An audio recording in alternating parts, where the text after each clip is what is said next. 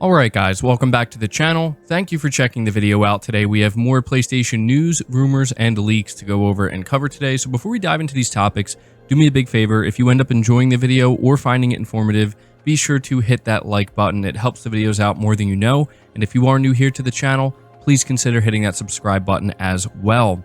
The first topic we're diving into is something that might shock some PlayStation 5 owners. And I know that this is something that's been talked about quite a bit online once it was revealed. So apparently Gotham Knights is capped at 30 frames per second on the PlayStation 5.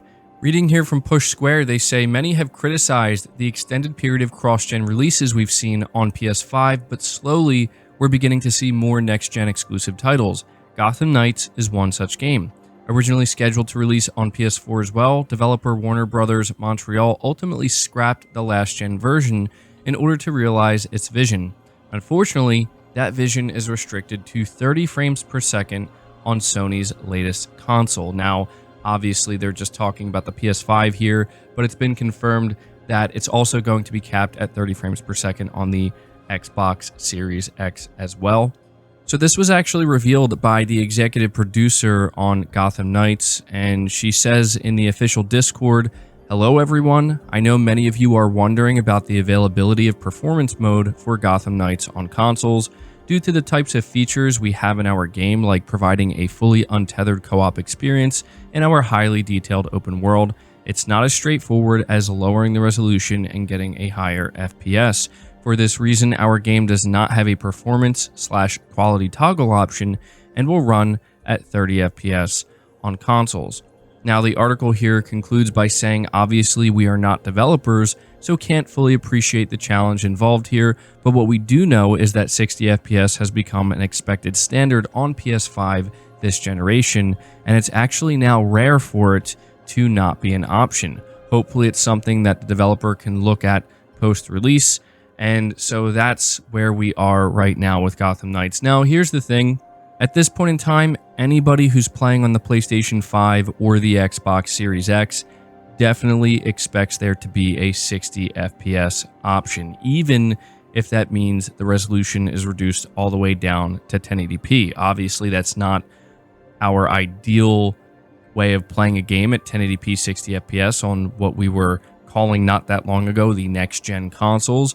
But still, having no option for 60 FPS at all feels kind of unacceptable at this point in time, especially when you look at the fact that there are many other AAA game developers that have released their big titles and offered a 60 FPS option. Even with a game like, for example, Dying Light 2, if I'm not mistaken, that is also an open world game with a lot going on that does feature untethered co-op, and it is a highly detailed world, and they did offer 60 FPS as well. So yeah, this is something that I think caught a lot of people by surprise, and I've actually seen quite a few people, I don't know if it's true or not, there's no way to know, but quite a few people saying that they are now canceling their pre-orders because they find this unacceptable. And you know, this is a game that is being priced at $70.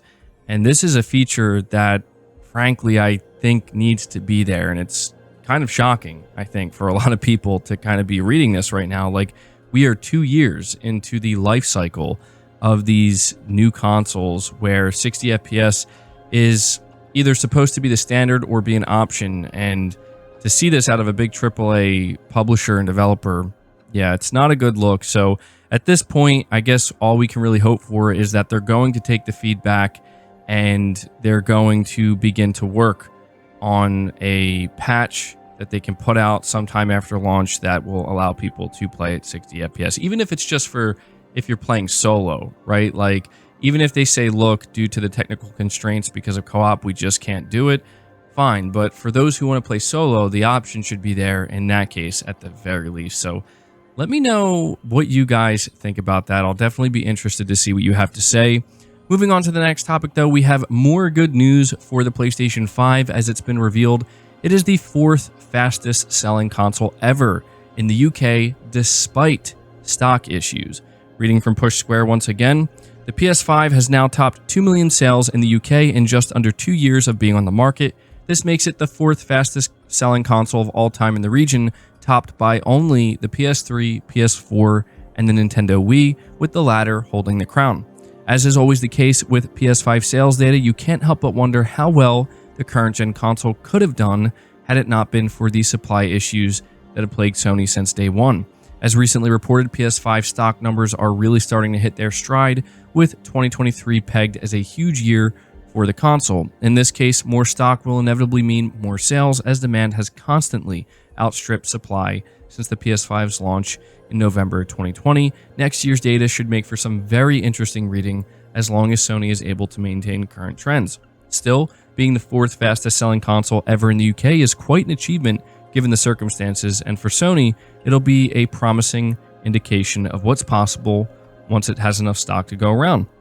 So I wanted to mention this here because it's pretty significant, believe it or not. I mean, some people might think, really, 4th fastest selling, is it really that big of a deal? When you consider the 3 other consoles that are ahead of it, and the fact that the PS5 has been able to achieve this with a severe supply constraint, it is actually very impressive. And as the article points out, you really can't help but wonder, in general, just where the PS5 would be right now if the shortage was never a thing. And the last part of this I want to read to you is, it says, as speculated, the PS5's reasonably hefty price tag seems to have no effect on sales. Dorian Bloch of market research organization GfK sums it up by saying, one thing that is clear: the significantly higher price of the PS5 has not hindered sales, with consumers willing to pay the £105 premium that is shown on the average price of both consoles over this 2 million unit period. PS5 has delivered the highest revenue for any console at 2 million units. So I really need to let that sink in, because again, it is simply hard data that cannot be denied, and it goes to show that internet outrage really doesn't mean anything, and it doesn't tell you anything when it comes to the bigger picture. The reality is, no one actually cares about the PlayStation 5 being a premium priced console. All they care about is getting their hands on one and getting some quality games to play on it. So there you go. We'll have to keep an eye on that. Moving to the next topic, though, we have some very good news for PlayStation VR2. The title of this article from Push Square says, PSVR2 manuals are being printed prior to launch. Sony massively cuts weight. So reading here, they say PSVR2's official instruction manuals are being printed ahead of the product's launch next year. The images of the paperwork shared on Twitter include a 2023 copyright notice and some minor details on the specifications. As spotted by virtual reality fanatic Brad Lynch, it looks like Sony has brought down the overall weight of the headset, with the dev kit weighing in at 630 grams and the final product coming in at 560 grams. That's a huge and very welcome reduction. There's not a massive amount we can infer from the documentation. It shows how the PSVR2 headset connects to the PS5 console using the single USB-C port on the front of the system. It also makes many references to the PSVR2 Sense controllers, practically confirming that they will be bundled with the headset, although this was always to be expected. Perhaps the most exciting thing here is that the product must be nearing launch now, with the platform holder seemingly preparing to build up inventory. It's reported that the manufacturer could ship as many as 2 million headsets at launch, which is huge considering the current install base of its new-gen console. So this is some really good news for PSVR2. One of the more important things when it comes to a VR headset is how much it weighs, because you're going to be wearing this thing on your head, and depending on how heavy it is could ultimately determine how much you end up playing it. And the fact that they're able to take off 70 grams is pretty significant, and that's something you would definitely feel, especially after wearing it for a while on your head. And on top of that, seeing these manuals printed, it's true, we are getting very, very close to the launch of this new VR headset, and I really have to wonder what Sony's plans are when it comes to talking more about it and revealing more games for it. They've been pretty quiet for some time now, and they have seemingly been playing it close to the chest. So, we'll keep our eye on this and see what else we end up learning. But there you go. That's your update for PSVR2. Now, the final topic I'm going to move on to here is something that, again, might shock some PlayStation fans. Others might not be shocked at all. At the very least, I think some people might be a little bit surprised, or some people might think, well, I definitely saw that coming. So this is being reported on at Insider Gaming by Tom Henderson, and they say here, reputable data miner and frequent Rockstar Games insider Tez2 has stated on the GTA forums that new mid-gen upgrade dev kits, presumably meaning the PS5 Pro and a new Xbox Series X, are in the hands of developers. In response to another GTA forum user, Tez2 said, quote, most AAA studios should have received the dev kits of mid-life upgrades or should receive them by the start of the new year, end quote. Tez2 later doubled down on his claims, saying for sure when he was asked if he knew the details for sure or if it was a prediction. Insider Gaming sources have said that these claims are not of the PlayStation 5 console scheduled to release in 2023.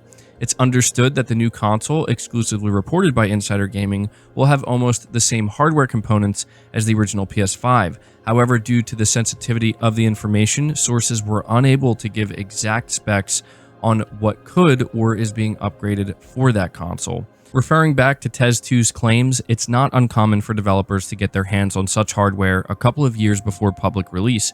Tez2's claims could be accurate, but as of yet, we were unable to verify them with our own sources. So this is not the first time we're hearing about a PlayStation 5 Pro, but what's interesting is this is coming from a source that would seemingly have contact with somebody at Rockstar Games, and if Sony was beginning to hand out PlayStation 5 Pro dev kits, you would think Rockstar Games, being one of the biggest third-party developers out there and also partnered with Sony, would be one of the first ones to get their hands on them. So I am inclined to believe this, not even because of the source and what they're saying, but because I've been thinking for some time that I think it's pretty clear that Sony's going to do a PlayStation 5 Pro at some point.